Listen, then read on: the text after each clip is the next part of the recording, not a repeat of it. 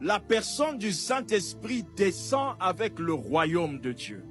C'est-à-dire, quand vous dites que j'ai reçu l'Esprit, tu n'as pas qu'une personne en toi, tu as tout un royaume qui t'accompagne. Ce qui veut dire que jamais le royaume des ténèbres ne peut t'atteindre parce que tu marches avec tout un royaume. Tu marches avec des milliers d'anges en même temps. Donc le Saint-Esprit ne vient pas seul. Il vient avec tout un royaume. L'évangile d'aujourd'hui est déformé. Vous avez plus de sensations que de réalisations. Et ça, c'est une faiblesse. Ça, c'est une faiblesse. Le Saint-Esprit vient avec le royaume. Il ne vient pas seul. Il ne vient pas les mains vides.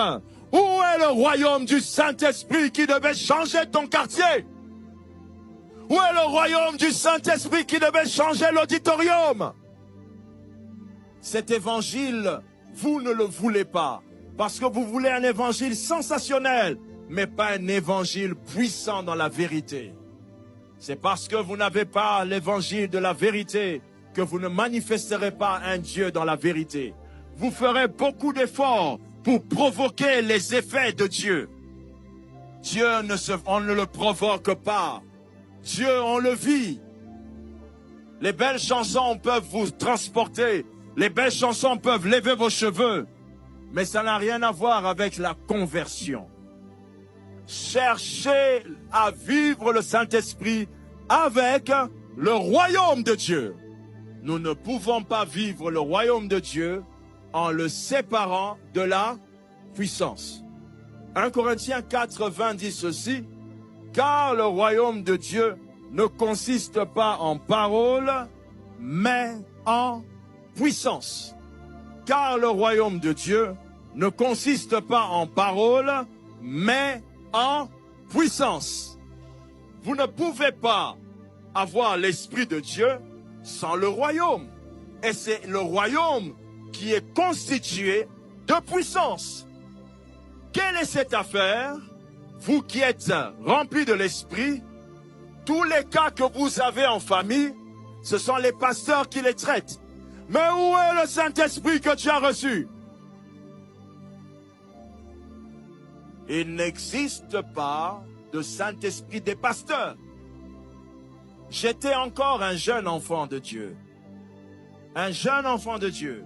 Ma mère me tapait et m'interdisait d'aller prier. Quand j'allais prier et je revenais, ma mère crachait sur moi. J'ai dit, crachait sur moi. Ma mère. Et un jour, ma mère est tombée malade. Elle a eu son bras paralysé. Et son bras était paralysé dans la chambre. Je lui ai dit, alors là, laisse-moi l'occasion de te démontrer ma foi. Si vous ne pouvez pas justifier vos paroles par une démonstration de puissance sans qu'il y ait des gens pour acclamer, alors vous n'avez pas reçu le royaume de Dieu.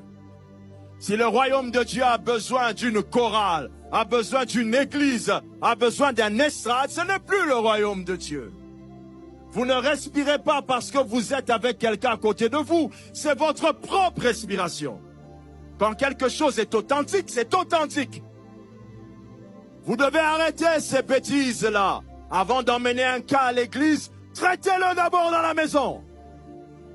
Vous avez reçu le même Saint-Esprit que moi. Vous avez reçu le même Saint-Esprit que moi. Vous avez reçu le même Saint-Esprit. J'ai prié pour ma mère, je lui ai dit, tends la main. Et la main ne s'était pas tendue. Je l'ai répété jusqu'à la 7e fois, la main était tendue. Le royaume de Dieu ne peut pas se décaler de la puissance. Je ne parle pas de puissance de trembler. Je parle de puissance démontrée.